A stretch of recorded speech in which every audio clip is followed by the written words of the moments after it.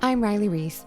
This is the Sophia Unfiltered podcast where we bring together thought leaders, wellness entrepreneurs, makers, and emerging health leaders. We're here to have raw, unfiltered conversations because sharing your stories has the power to change lives, help others heal, and transform the way we take care of ourselves. Here we go.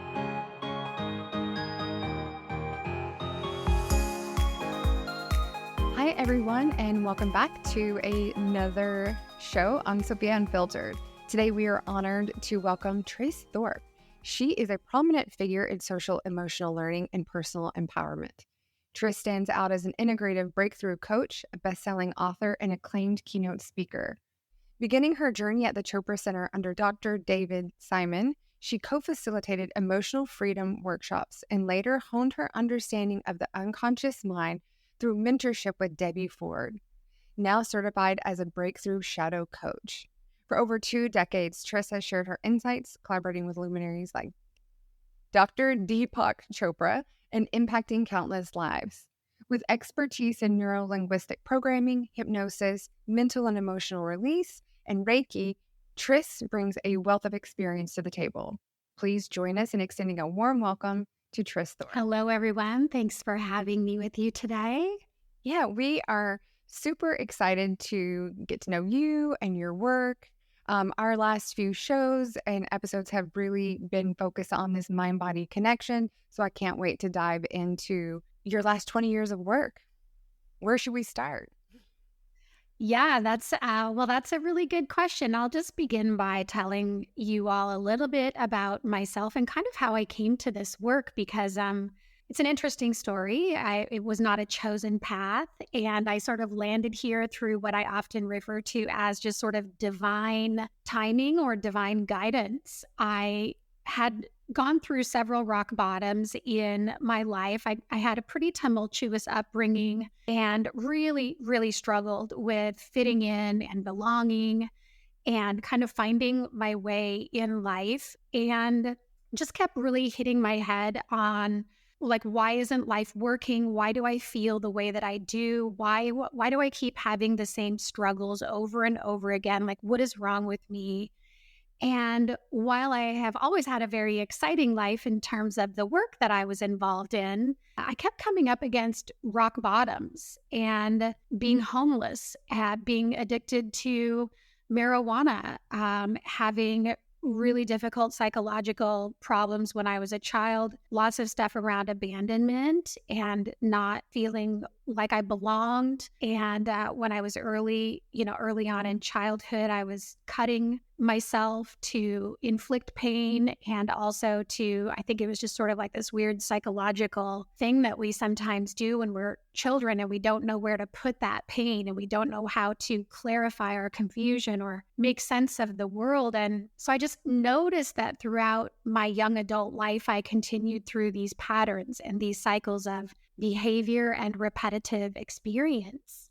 And it was on one of my last rock bottoms several years ago now, well over 20 years ago now, that I found myself on the doorstep of the Chopra Center. And I had read, of course, a lot of Deepak Chopra's books and been inspired by them. And at the same time, did not have any idea what I was really opening up when I arrived there. I thought I was just taking another job. And it turns out that this is really, truly where my personal healing and growth would not only begin to unfold in my own life through daily practice. However, this is also where I would be asked by my mentors to step onto the stage and to share my personal story of pain and shame and suffering and how I was able to turn that all around. And so kind of went from this very tumultuous upbringing to doing my own personal healing work and then finding myself quite unexpectedly on a stage teaching with a lot of today's world thought leaders. And it stopped really the work specifically around neural reprogramming, around higher states of consciousness, around emotional healing, and really looking at the things that happen to us in our early childhood, how those become imprinted and programmed into us in such a way that we adopt all sorts of different patterns and behaviors throughout life that initially we took on as a means of protecting ourselves from whatever was happening in our childhood. Yet as we become adults, continuing to operate those same patterns of behavior is actually detrimental, right? Because those patterns are meant to keep us small and safe and unseen. Yet when we're adults, we want to be stepping out and expressing our authenticity and doing the things that bring us joy and calling in a true love partnership. And becomes really hard to do those things when we're operating on those old patterns of behavior. So this is really the body of work that I quite unexpectedly found myself in, that I facilitate today with men and women alike, and that I truly know and believe to be my purpose here on this earth. Yeah, this is incredible. And so how long was your healing journey, would you say, before you ended up at the Chopra Center?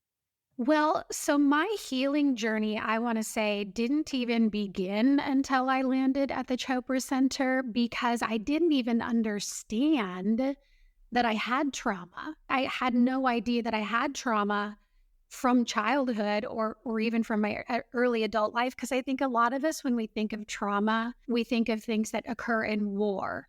We think of horrific things that happen. We think of rape, we think of murder, we think of genocide. We think of these really big events and things that are just so destabilizing that we don't realize that when we go through things that are a bit more subtle, that those can also be traumatic. So there was that piece that I didn't realize that I had experienced trauma, or that I was comparing myself, right, to what I thought trauma really was. And so it wasn't until I began a daily meditation practice twice a day for 30 minutes that I really began being more intentional with my thoughts, that I began tracking my behaviors and getting really clear about, why am I thinking this way? Or why did I say that thing? Or why am I choosing this behavior over and over and over again?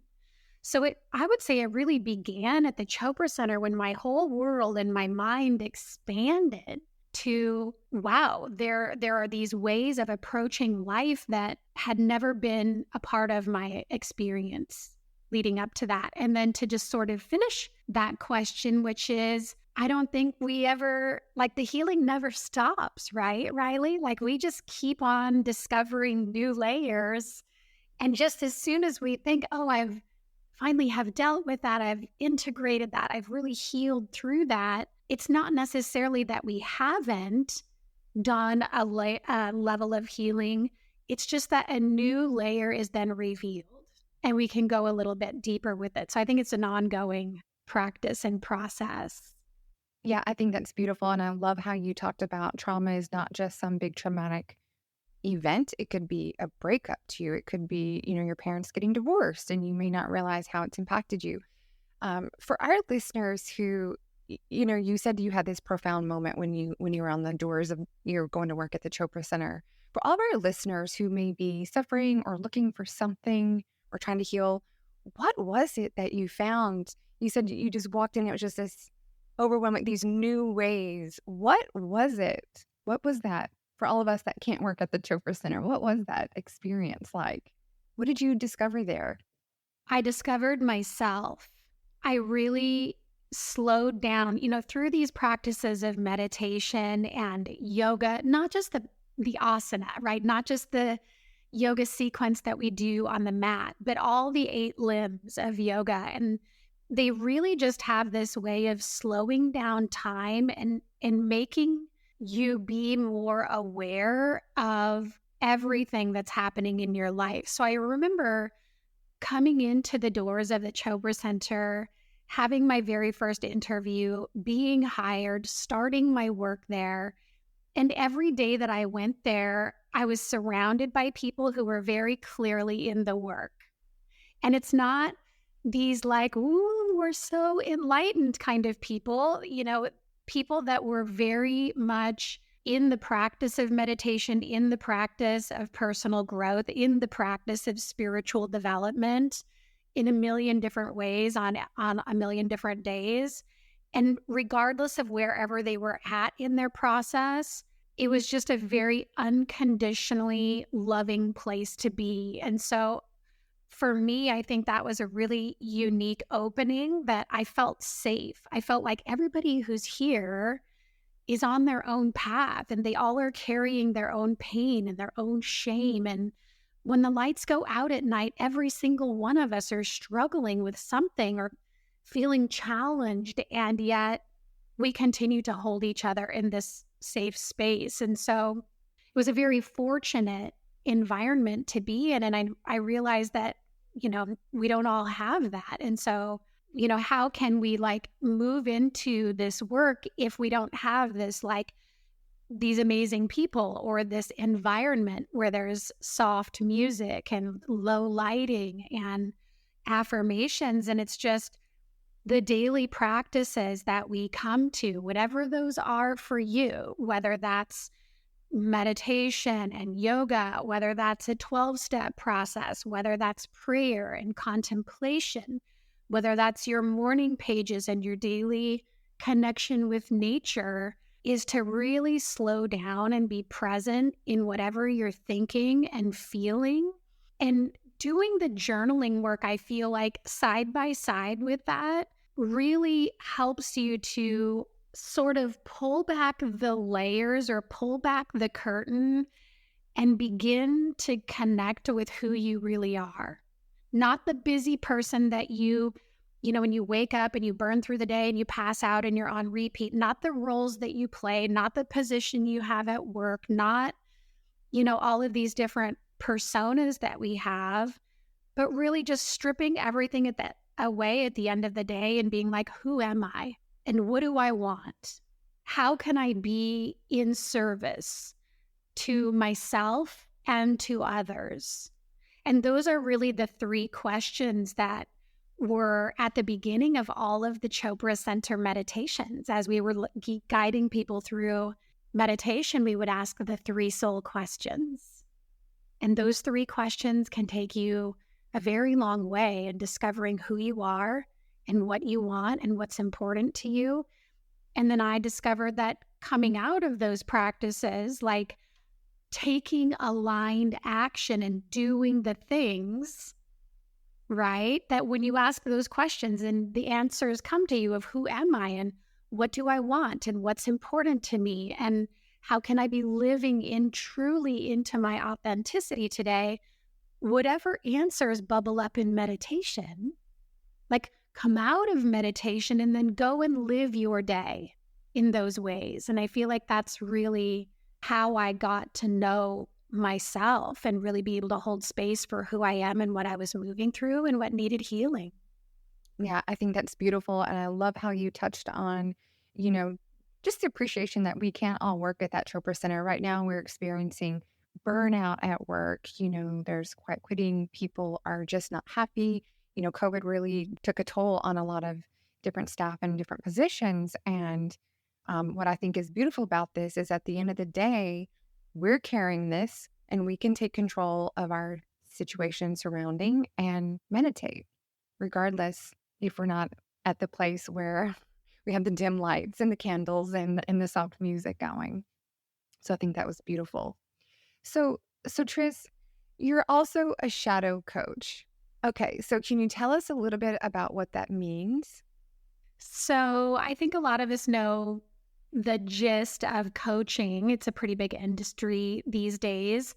And so whenever you put a word in front of that type of coach, it really differentiates how that person works with their clients versus how just a life coach might be or a business coach might be. So shadow coaching is really helping an individual get really clear on the parts of themselves that way back in their early childhood, they were programmed to believe that certain parts of themselves or qualities or personality traits, things about ourselves that we were taught or that we received messaging around that that's bad or nobody wants that or that's inappropriate, right? So all of those parts of ourselves that were in some way shamed or bullied or that we were teased about as little children all we do is love unconditionally, and all we want is to be loved unconditionally.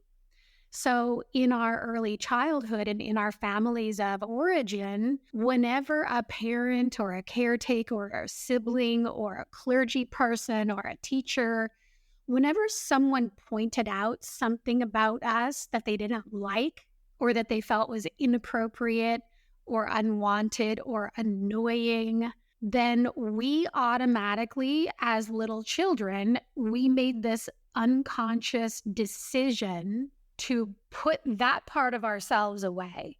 Like, oh, the messaging that I just received is that I'm not loved when I express that part of myself, or that I'm not valued or appreciated or included when I express myself in that way. And of course, we're not thinking that because we don't have the capacity to think that way just yet. But we learned like this equals not what I want. And so we're like, okay, let me never do that again. Let me not show that side of myself. Let me not be that person. And instead, what we do is we learn to conform to whomever is in our family system. Again, it's not always the parents. Sometimes it's the siblings or the grandparents or distant relatives, but we learn what behaviors people like for us to demonstrate. And so we do our best to become that. That's helpful for us in our childhood because that's how we ensure or do our best to ensure that we feel love, that we have attention, that we feel and receive affection, that there's a level of appreciation or we're valued or that we matter, right? And that we're shown attention. And yet, as we become adults, what happens is that we're still acting in these ways that we thought or believed or were told would ensure that we would receive those emotional needs that we had. What happens, though, is that we end up moving away from that family of origin and we go out into the world and we're being asked to show up as we are.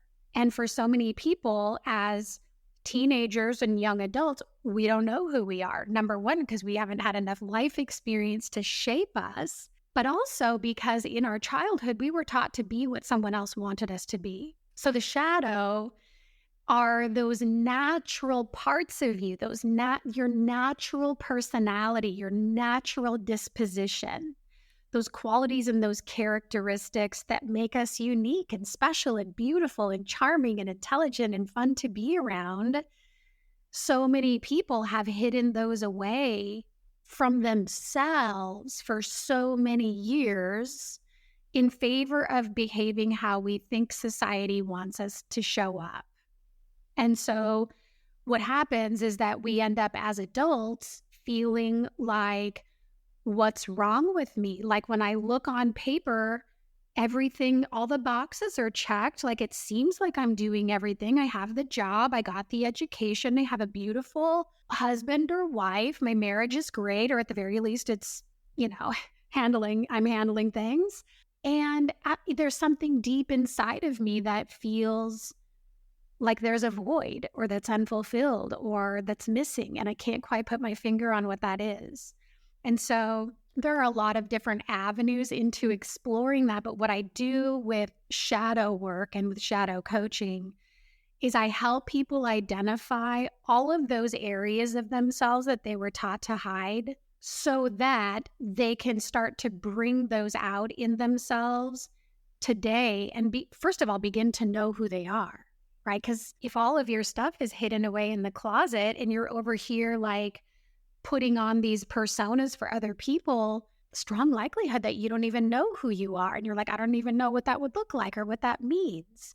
So we really go in through lots of guided visualizations and unpack those parts of themselves that they've hidden away and help them to really bring those out and step into their true authenticity. So it's kind of a long answer to your question, but I felt like some framing of like, not only like, how do I do this work with people, but like, what is the shadow and where does it come from? Yeah, absolutely. And I think a lot of people can relate to that from your childhood and having to took away different aspects of yourself. I guess my question is, we know when we're kids, you can try to please people to get that unconditional love. Does that go through your teenage years and those hard years in high school and college? I mean, I feel like you mentioned this happens when we're kids, but I can see how this would be, you're continuously searching for tucking away different aspects of yourself through your whole life, not just when you're a kid. Yeah. So what I mean by, so it all begins in our childhood. That's where the groundwork is laid, right? So if we were not prioritized by a parent, then we may very likely have a prioritization wound in our childhood where we never felt like we were important enough in our family system or with our parents. And if we an example from my own childhood is I was given away multiple times throughout my early childhood. And that caused me to feel like there was something wrong with me, like I was a bad kid. Nobody loved me. Everybody was always leaving me. So I developed these wounds around worthiness, around belonging. And we have these wounds that we experience. And so throughout my adolescent years, you can imagine, right? So let's just use me as an example, like being given away 3 or 4 different times by my parents for up to 9 or 10 months at a time. That would be very destabilizing for a little girl. She doesn't understand what's going on. Why am I not with my parents? So there's all these different kind of wound aspects that show up. And because I thought I was a bad girl, right? And nobody wants to be a bad girl or a bad boy because we're taught in our childhood, whenever we do something wrong, you're a bad girl, you're a bad boy. So we put bad in the shadow. We don't ever want to be bad because then we are criticized, we're judged, love is being withheld. Right? So then you take that and you add on whatever wound could be happening.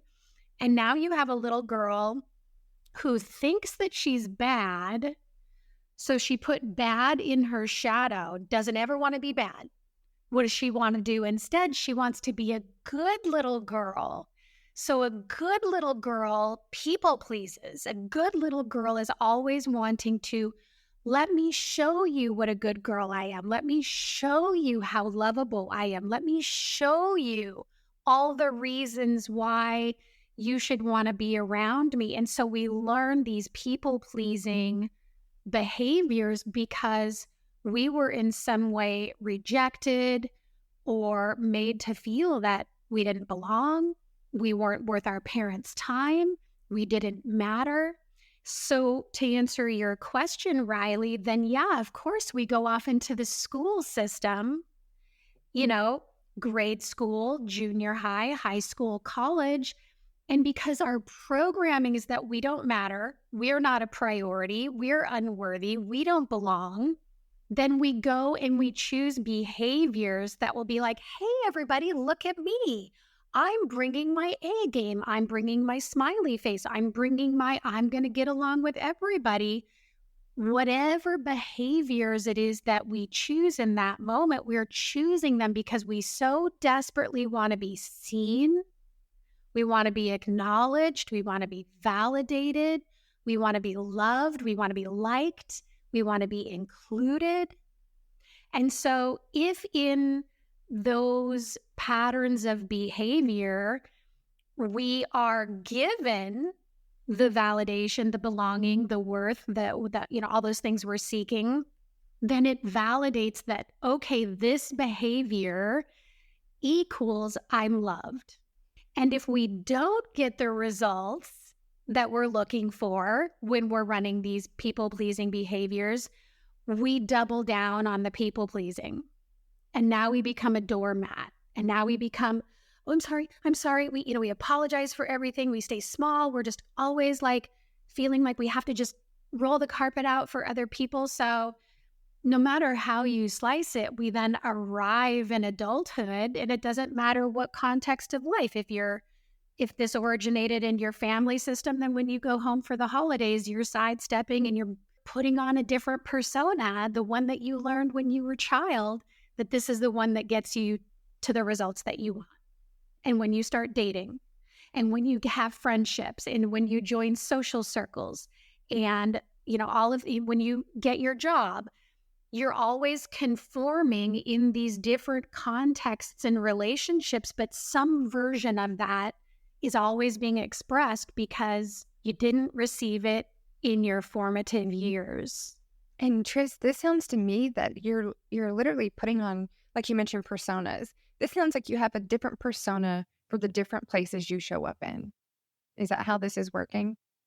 So let's back up and define a persona. So a persona, the word persona is in Latin, it means a mask. Okay, so you can think of it as a mask that you put on or a costume that you put on, or some sort of, like, if you're into the DC comics or, the avatars and things like that, it's like one day it's, Clark Kent, and the next moment he's Superman, right? And so the personas are these different parts of you that step forward in different areas of your life. And personas are not a problem in and of themselves necessarily. Personas, the reason you want to keep an eye on your personas is because if at any point you have a persona that you put on, let's say when you go to your in-laws for the holidays, or when you go into the office, or when you show up at a particular social setting, right? You might be like, oh, it's this type of group of people, so I should wear this type of outfit. Even if it's not comfortable to you, I should strike up these types of conversations, even though that may not be your vibe or what you're interested in. Those personas that are out of alignment with who you truly are, those are the personas that you want to be looking at and realigning them so that when you go to the job, or when you go to this social circle, or when you go to the in-laws or your own parents' place for that matter, that you're just authentically you. Yes, you might filter your language, or you might, choose to be slightly more appropriate with the context of where you're going or who's there, but you don't stop being who you truly are. That's the cycle we're trying to break in shadow work, is stop pretending to be this thing or this person that you were trained to be, and instead just be you. Like, show up with your personality, with your flair, with your expression, your sense of humor. And people don't realize this. That's where you're going to be loved. That's where you're going to be accepted. That's where people are going to want to spend more time with you. Like, I don't know what it is about you, Riley, but you got a vibe and I'm here for it. I love being around you. I feel calm. I feel grounded. We have fun. But so many of us are taught to hide those parts of us. I feel like if this was ingrained in you since you were a child, how in the world would you even understand any of this? What is that would make you have that realization, like, oh, I need to do shadow work, for example? Yeah, if you've never heard of shadow work, like, a lot of the people that come to me thinking they need help with their relationship. They can't understand why their partner is blah, blah, blah. Or they can't understand why they keep attracting the same emotionally unavailable type of person. Or they come to me because they're frustrated about. And then when we start digging into, well, when was the first time you remember experiencing that? And how has that shown up as a theme throughout your life? And then we start tracing it backward along the timeline and looking at, oh, wow, like, I remember doing this when I was 7 years old, when I had this particular experience. So the first thing I do is help them connect the dots. They think the problem is out here in the world. It's with their boss, with their coworkers, with the family, with the relationship. As we start getting into the personal growth and mental and emotional healing components, we realize, oh, wow, maybe there are situations or problems out in my world that need to be resolved. However, it's really the way that I'm looking at it and the way that I'm responding to it that's creating the internal conflict. So we go back, we look at the original problem, that the origin wounding for that child, and they can clearly see, oh, I'm feeling this way. Like my inner child felt this way. I remember when I was 5 years old or 7 years old.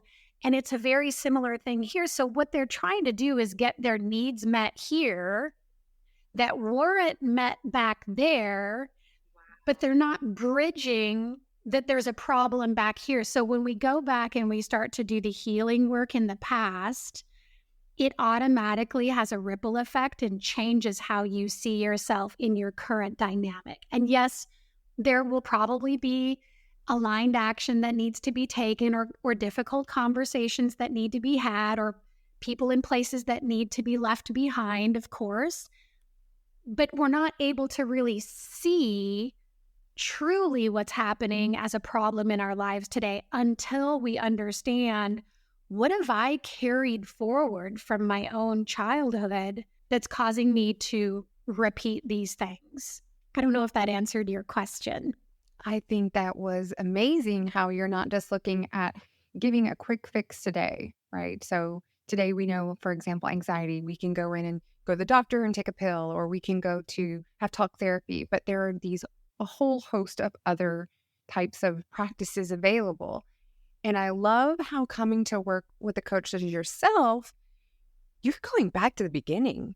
We're going through everything. We're not just, here's a pill, take this pill to get this fixed. Like, we're going to go back and heal things from the very beginning. And I think that is amazing. Yeah, it's not only, Riley, not only is it amazing, but it's the only way to truly do it. It's the only way to truly heal it, to truly integrate it, and to truly reconcile the inconsistencies in what you want and what you're getting. Because in the neural reprogramming work that I'm trained in and that I do with clients all the time, is that we consciously try to fix problems in our reality, right?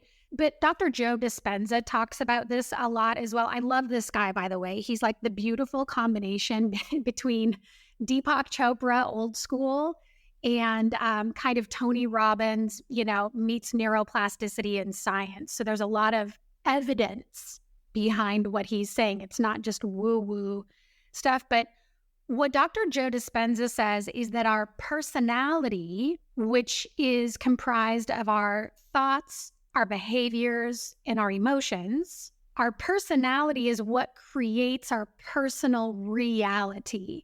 And so a lot of people are out here trying to change the reality in their life, their current life. I want to change this, whatever it is. Maybe there's one aspect, maybe there are several. Yet if they're not changing their personality, which is thoughts, behaviors, and emotions, if those are the things that create your reality and you're not changing those things, then this is why people are banging their head up against the wall, feeling like they can't figure out what's wrong with them in life, is because they're trying to change a situation from the wrong direction. You need to heal from the inside. You need to consciously integrate and reprogram your thoughts. You need to reprogram your emotions, and you need to change your behaviors. And that's the part that's difficult for people.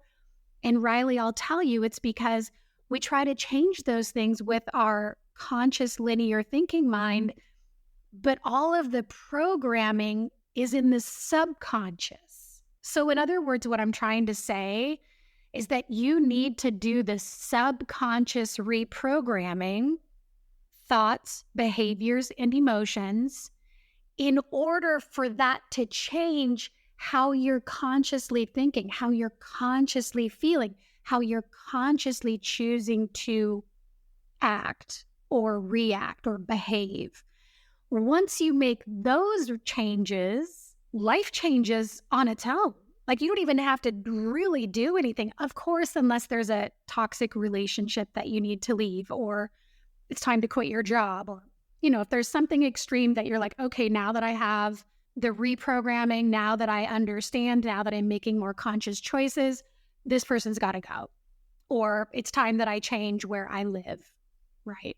So that's the hardest thing for people, is understanding there are some things in life that you can change when you wake up in the morning. Like, I'm just going to drive a different way to work today, right? But those programs that have been imprinted and installed in early childhood, they are programmed in back here. So it's, in other words, like when we have our laptop computer or our smartphone in front of us, sometimes we want to change how it's working, how it's relating to us, right? And we're like, what's wrong with this thing? Why isn't it turning on? Or why is the sound not working? You can't fix the sound by wanting to fix the sound. You have to call Apple Care, and someone who is a tech who reprograms software and operating systems can troubleshoot the problem and guide you through the corrective process. That sort of is the best analogy that I can think of. Our minds are hardwired in the same way. So when we start thinking differently, we start feeling differently, right? Because our thoughts are connected to our emotions. Have you ever noticed that? You have a certain thought and it causes you to feel a certain way, right? So you think you change your thoughts, you change your emotions. And when you change your thoughts and your emotions, now you're acting differently in life. And I think, for me in the work that I do, I love going back into the early, like healing the inner child, healing and integrating those shadow pieces, and really getting the person to understand, like, wow, I was carrying so much of my own family's generational wounding. Like I've been living that out, or even our childhood wounding. Like, okay, now I know how to heal this, be with this, self-soothe, self-regulate. Great. Now it's time for me to start reprogramming so that the person that I am today is creating the life that I want to be living tomorrow. And so that's kind of the full spectrum of the work that I do. Now, this is great. Now, you mentioned integrating. So you also mentioned the neuro-linguistic programming. Do these both affect the shadow work? It's really all intertwined. So shadow work is you hiding away parts of you that you don't want anybody, all the bad things that you don't want anyone to know about you, right? Because you were told as a child, like, that's not good. Don't show anyone that side of yourself. Interestingly enough, we also hide our best qualities in the shadow. If you were a child who had a beautiful voice and you loved to sing and you were told to shut up and nobody wants to hear it, you learn to silence your voice. So you put your love for singing and your voice in the shadow. So like as an adult, we're hiding our bad qualities, but we're also hiding our good qualities. So shadow work is really about helping a person become consciously aware of the parts of themselves that they've shut down in the past, and to really bring those parts of them back out so they can be truly authentic. And that's an integration, right? That's like, let me take all of these things that I've put in this closet and put them back on me and in me and become them again. Now I'm reintegrated in a very healthy way. Neuro-linguistic programming, on the other hand, is a technique for using language of the subconscious mind to literally reprogram the way you think, the way you feel, and the way you behave. So one of them is an integration, and the other one is like, okay, you've integrated best you can, but you still have all these limiting beliefs that you don't feel like you could ever be capable of, and then you fill in the blank. Or you don't ever feel like you could be worthy of, and you fill in the blank. We use NLP to deprogram the limiting beliefs and reprogram positive beliefs that you would want to think instead. So if you've got a lot of fear connected to your self-worth and you're terrified to put yourself out there in life because you're not worthy and who cares about you type of thing. So you're terrified to go out in the world and be seen as your true self. So if I'm using NLP, I'm going to probably go in and reprogram the fear, get rid of the fear, turn that fear into excitement, right? Because fear and excitement are the exact same feeling in our neurology, in our body. It's just which label are you giving it? So we release the fear, we reprogram that with excitement or curiosity or intrigue or fascination, whatever label the person feels is best suited. Then now they no longer have the fear. Now they're freaking excited to go and be or do or have the thing, right? But there still might be a belief in there that they're not capable of it. So then I'm going to go in there and say, okay, is it all right with your unconscious mind to release this belief that you're not capable of X, Y, or Z, and for you to be aware of it today? And we'll get a yes from the unconscious mind, and I'll take them through the process of eliminating that belief. And now we've eliminated the fear. Now we've eliminated the belief. And the person is like, I am ready. Get the phone out, press record, go live, do the thing, launch the business, have the conversation, whatever. So there's a time and a place. They're different approaches for getting to similar results. And, it's like any other personal growth tool. There's a time and a place for using each one. Yeah, that's probably the best way to describe it. Okay, great. So because these sound like such incredible tools, and it sounds like this could be like okay, overnight, I'm going to get this done so tomorrow I show up ready to go. I'm sure it does not work like that. With neuro-linguistic programming, it is magic, and you can change someone's thoughts, feelings, and behaviors instantaneously. Like if I were to do a demo with you right now and we picked something really big for you, like 30 seconds later, you'd be like, wait, hold on. Am I crazy? Or did that just completely, is that gone? Like, I don't feel it. I don't connect with it.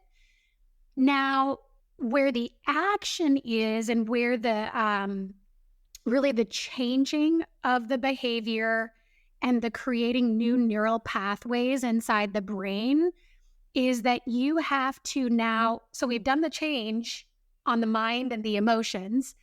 Now the person has to enter life and take aligned action, which means do the thing over and over and over and over and over again. That time and repetition in neuroplasticity is what creates the new neural pathways in the brain. And when we have the synapses in our brain, when they're wiring and firing together, you're changing the shape of your brain, you're changing the way your brain operates, you're changing your behaviors. Like that is the piece that a lot of people have trouble putting into place because in our society, Riley, we've become so used to the quick fixes. Give me a pill, give me something fast to handle it so that I can just go back to my mundane, everyday routines that are causing the problems to begin with. In order for all of this to work, a person has to be invested and they have to be committed to taking responsibility for their lives, to being accountable for waking up every day. And the negative emotion is gone, the belief is gone, but now they have to take the action to reinforce that. And that's what builds confidence.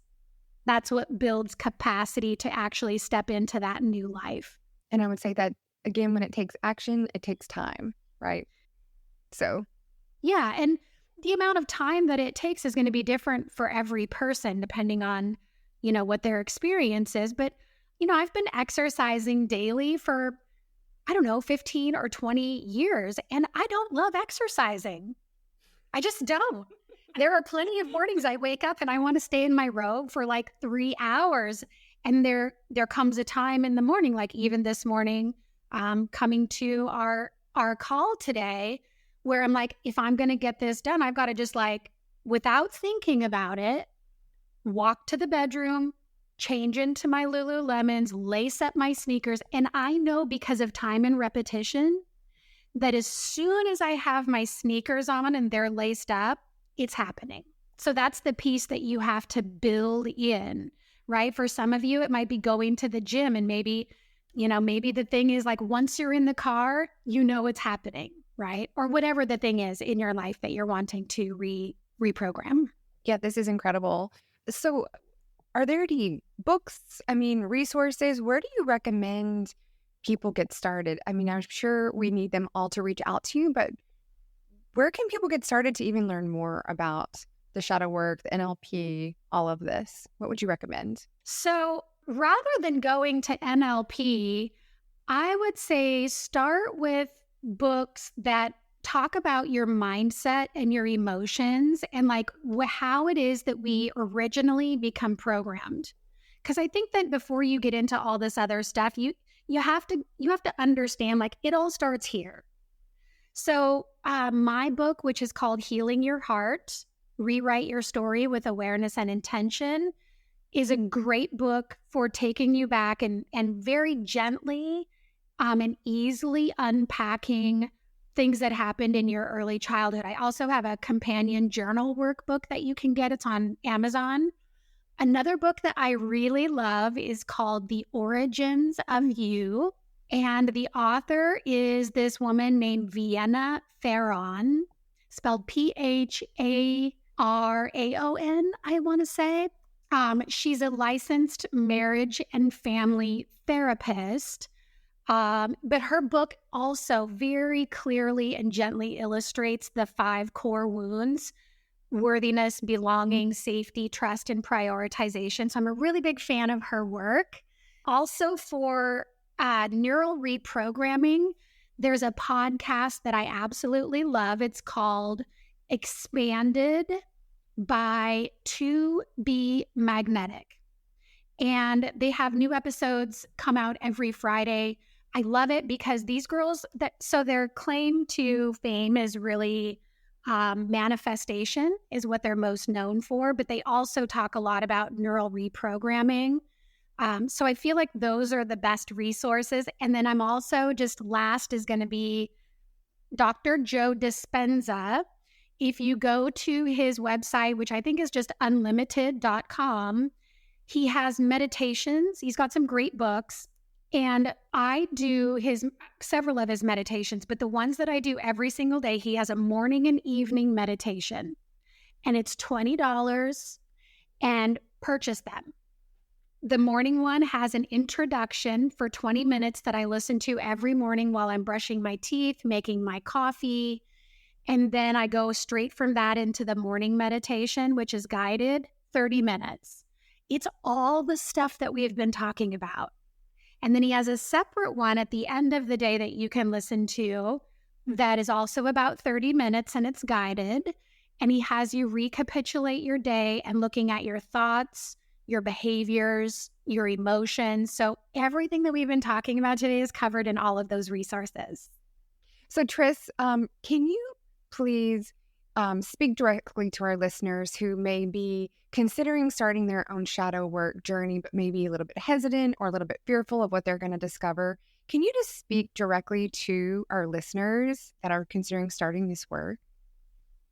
So what I would say to you today, if you are struggling with any of the things that we talked about, or if you have a sense that there's something that's holding you back from being who you want to be, from doing the things you want to do, or from truly having the things you deserve and desire, I would start by looking at the non-serving patterns that you run on a daily basis, whether they're people-pleasing or self-sabotage, maybe shutting down emotionally, distancing yourself from certain people or situations. Just start to take note of where you're disconnecting or avoiding.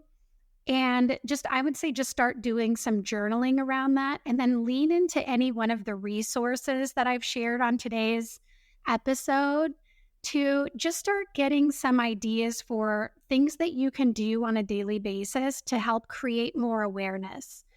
Really cultivating greater levels of awareness around these things are what's going to lead you to the right person, the right modality, the right technique at the right time to help you really heal and integrate these parts of yourself. That was beautiful. Thank you. And a question that we ask all the guests on the show, can you please share 3 fundamental pillars that contribute to your well-being? What do you do daily that help we know it's meditation, but what do you do daily, Tris?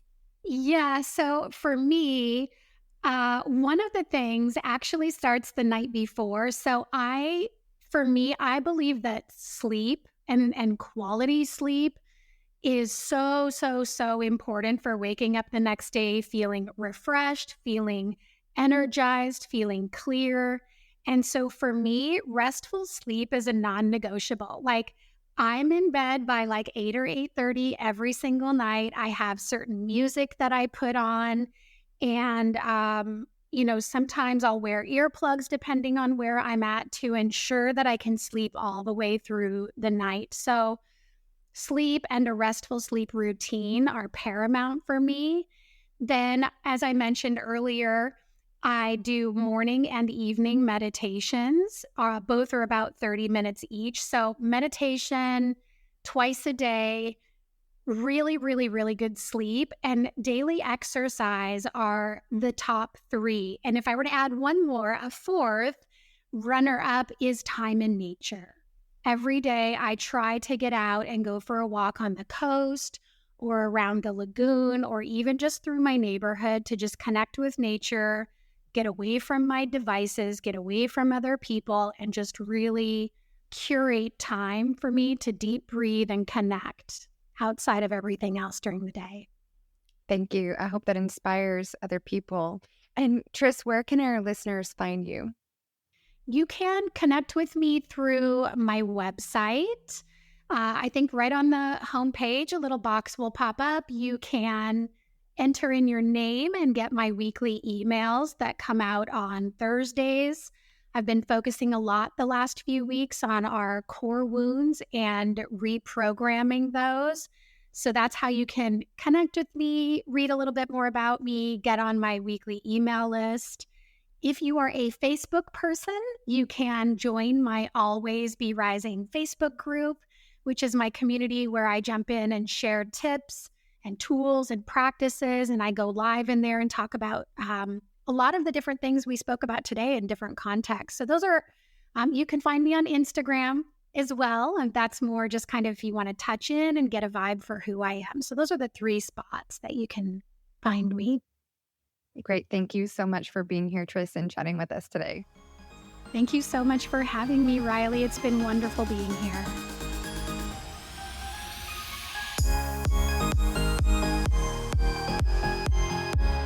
Thanks so much for listening. This has been Sophia Unfiltered, a podcast by Sophia Health, the #1 marketplace for health and wellness. Find services, classes, and products from the top health and wellness providers. Book an appointment or join live classes now. I'm your host, Riley Reese. If this episode resonated with you, we'd love to hear about it in the comments section of your favorite podcast provider or with a 5-star rating. Let us know what your biggest takeaway from this episode was, or share it with someone you hope to inspire. Join us again next time for more real conversations, stories, and insights that help empower you with the knowledge and inspiration needed to transform how we care for ourselves.